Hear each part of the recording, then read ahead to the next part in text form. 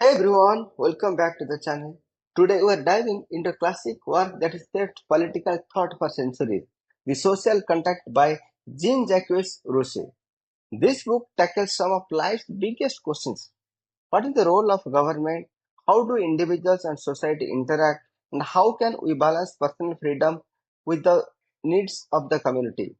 Stick around as we explore the key ideas from this groundbreaking text and see how author's thoughts still impact us today.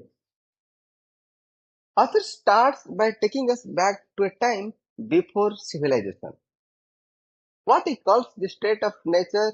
Imagine a time where humans lived independently, free from society's rules and restrictions. In this state, people are peaceful and equal, living simple lives. But as societies developed, inequality began to emerge. The more civilized we became, the more inequality grew. Author believed that modern society, with its institutions and rules, has created problems like competition and corruption. Here is where author introduces his revolutionary idea, the social contract. He argues that to escape the chaos of inequality, individuals must come together and agree to form a collective society. But unlike a dictatorship, this contract is based on freedom. Every person agrees to work for the common good, which he calls the general will. The general will is not the will of one ruler, it is the collective will of the people, directed towards the public good. Author explains that the general will is key to a fair and just society. It is not just the sum of individuals' wills, it is a shared will focused on what is best for everyone.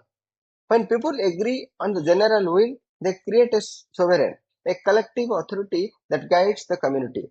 For example, in a democracy, this could be the people voting on laws and policies that benefit society as a whole, not just individual interests.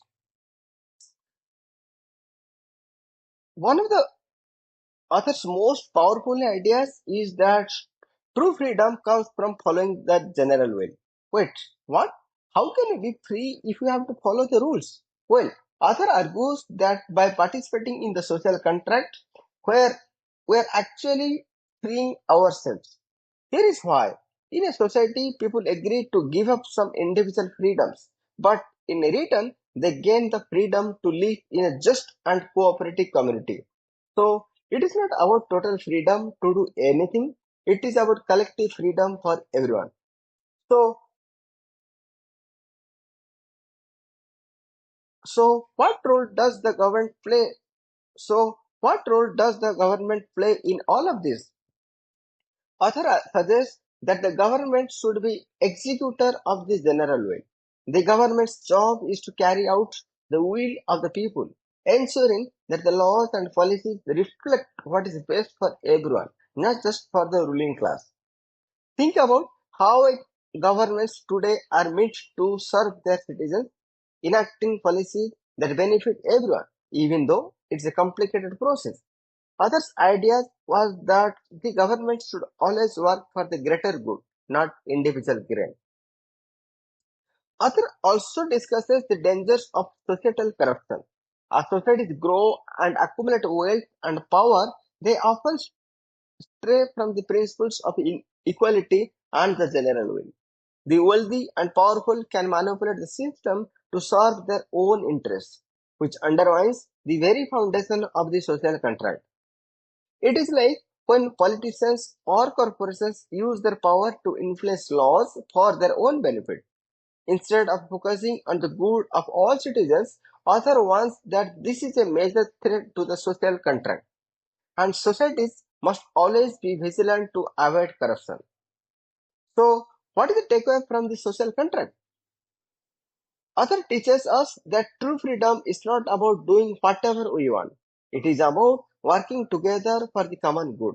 A society built on the social contract is one where people are equal, where the government serves the people, and where everyone has a voice in shaping the future. If you have ever wondered how to balance personal freedom with the needs of the society. Author gives us a blueprint to think about these issues. What part of the social contract do you think is the most relevant today? Drop your thoughts in the comments below. If you found this breakdown helpful, hit that like button, subscribe for more book summaries, and share this with someone who loves philosophy or political theory. Until next time, remember, true freedom comes from working together for the common good of the society.